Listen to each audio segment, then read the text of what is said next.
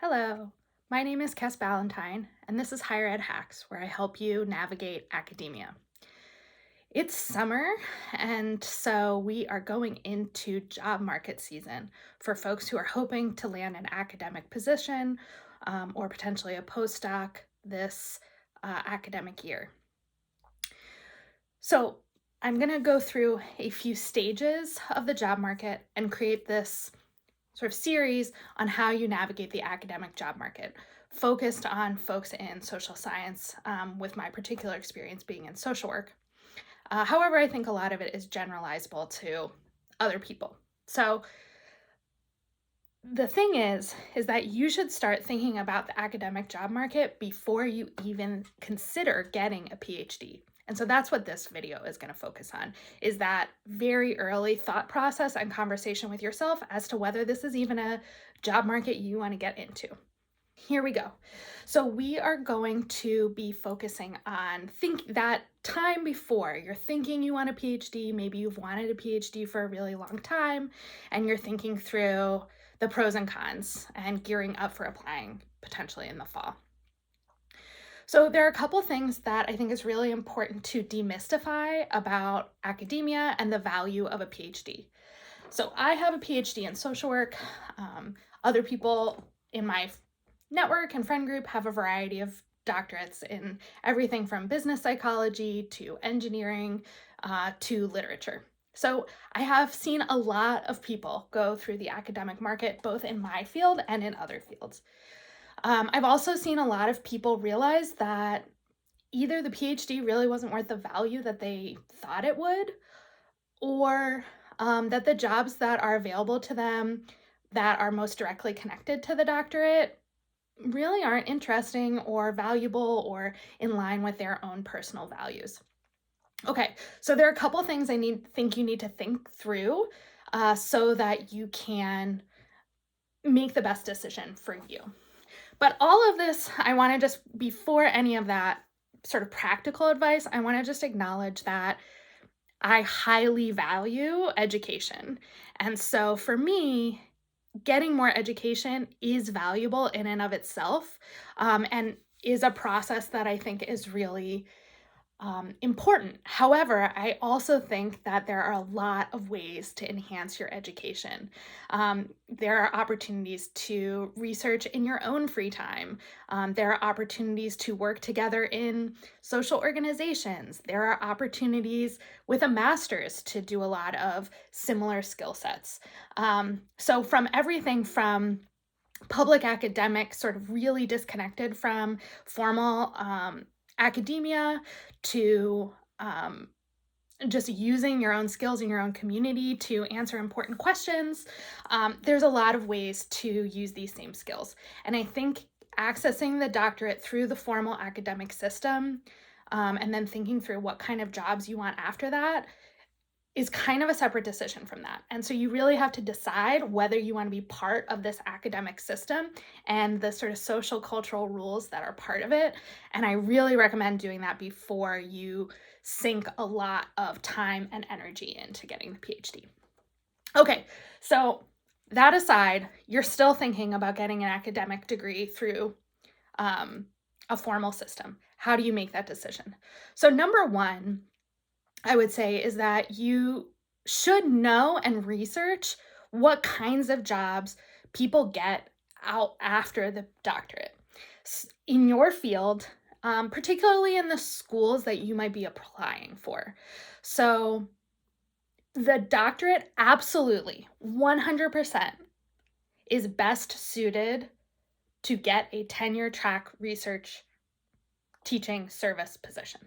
Okay, so the PhD is designed to prepare you at almost all large institutions for a traditional job in academia, which means that it's likely tenure track, which means that it is going to involve research, teaching, and service to the university, to the community, to your school or college.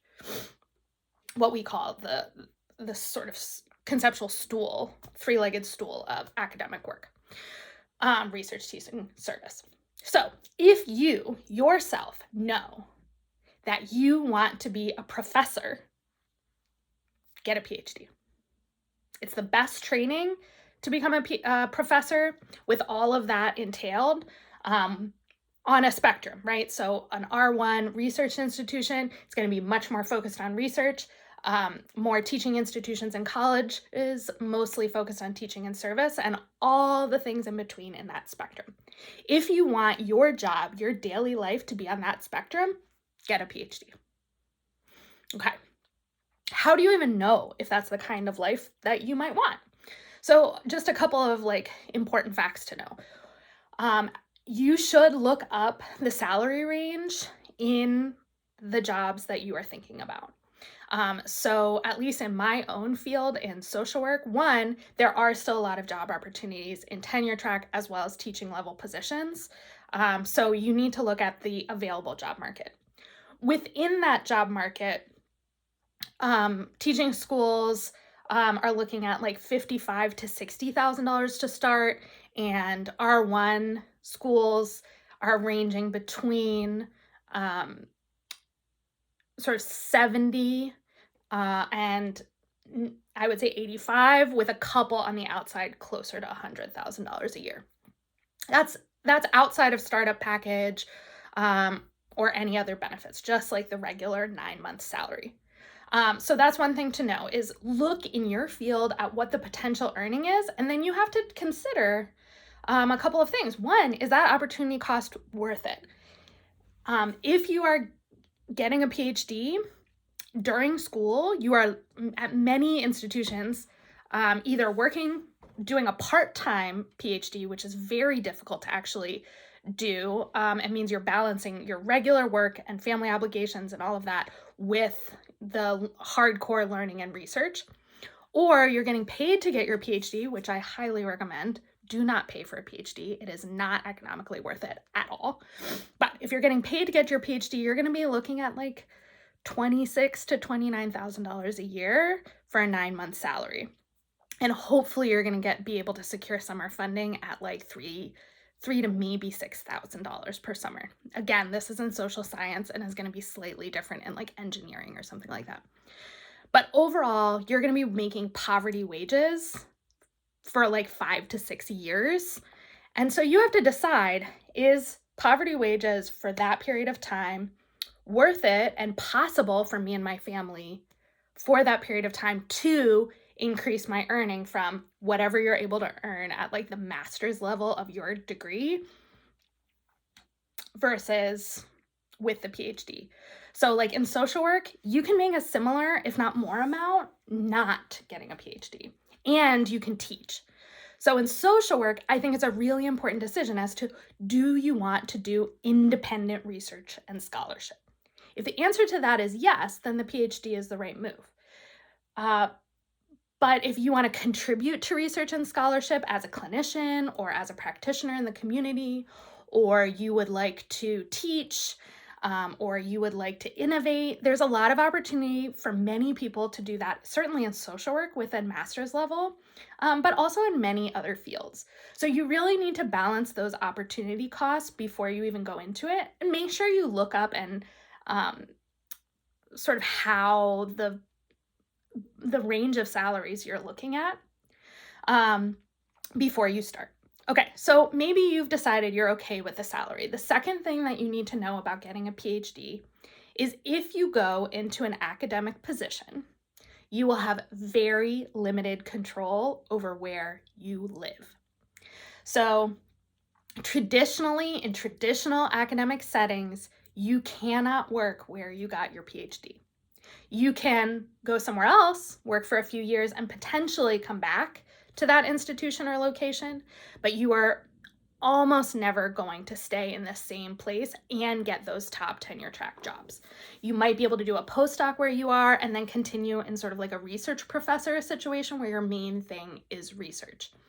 However, if you're going for sort of an independent, like teaching professor, research professor,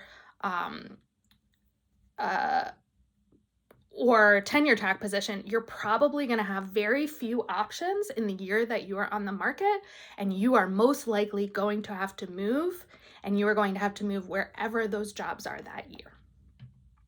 In my own case, I did a national search because my husband and I decided that that was possible for us, and we were willing to do that reluctantly. um, and we ended up moving to a state where we have no family, where neither of us has ever been before. And we have to start completely from scratch with both our personal life network and knowing where everything is and where to shop and what the highways are and all of that. But also, we have to start again with our professional network. So for me as a community engaged researcher, that means I'm starting again to build my community from scratch. So it's a huge amount of effort. And it's really up to you and your family needs as to how far you're willing to be from your family, from other people that are important in your life, from things that you love. Like, for example, we're in the Midwest. There are no mountains here. I love hiking. Right now, I would have to drive a really long time to see a mountain. So for me, that's a big downer, but there was no real choice. And after all of that work, I was getting a job. So, and I was going to reach the earning potential I could. So that was our decision. You very well may make a different decision, but I think some people don't know that going in, and you should know that.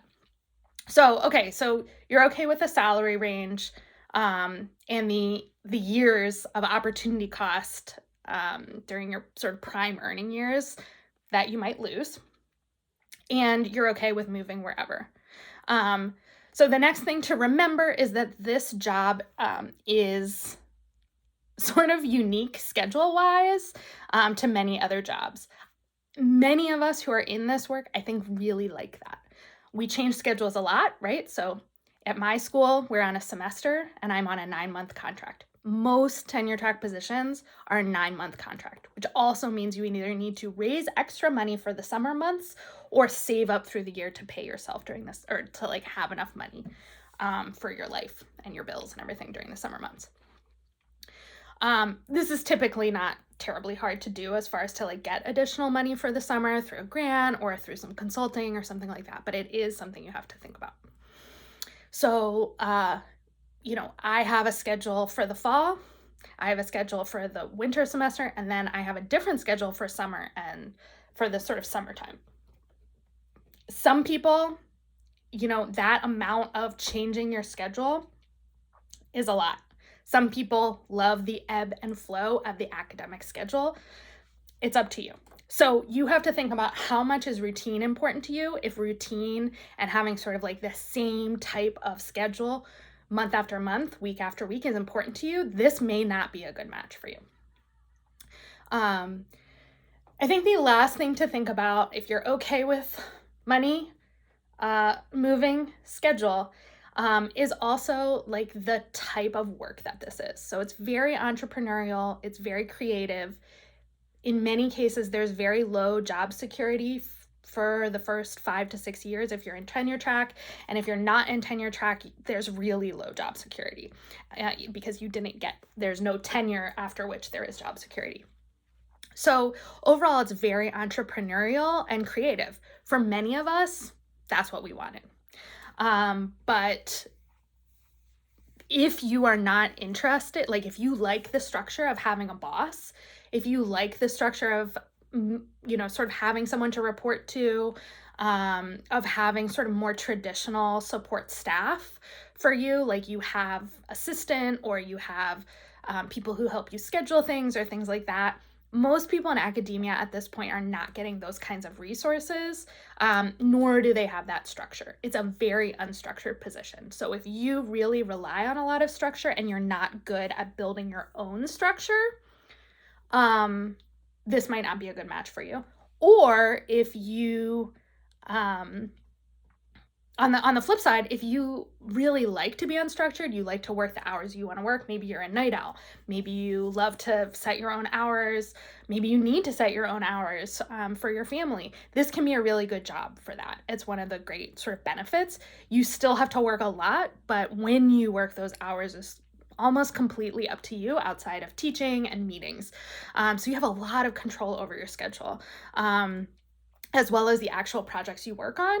Um, the actual projects you work on is not, I think that's overstated in academia.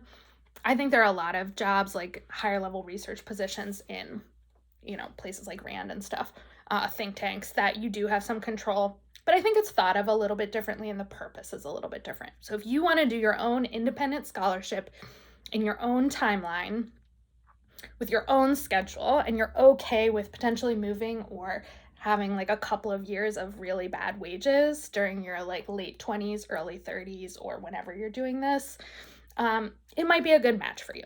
But I just want to acknowledge that these are some of the things that when I meet people who just, maybe they're first gen or maybe they just don't know anyone with a PhD, they didn't realize that there were all these hoops. I think a lot of us who are really good at school, who love learning, who want to make a difference, and who are pretty smart, getting a PhD just on its own is pretty alluring. However, given just like what the job market is and what the requirements are, it's pretty brutal. You have to really be at the top of your game. And even then, you still often don't have a lot of choice and you don't have a lot of negotiating power. I think that there are some questions as to whether or not this is the degree for most people. So I just caution you to really think through that. I want a doctorate.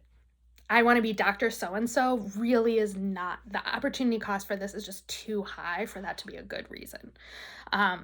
There is a lot of positions that you can do similar work without even getting this degree. At the same time, there are jobs outside of academia that require or benefit from a PhD, and it's worth asking the schools that you're applying to what kinds of jobs people have gotten out after the PhD, and then reaching out to those people, because sometimes it's great, they wanted to work for the federal government in this particular capacity and the PhD was perfect for it. Sometimes it really means they really wanted a tenure track position and they could never snag it. And so they ended up in a position doing something else. I know a lot of people who are in each of those boats.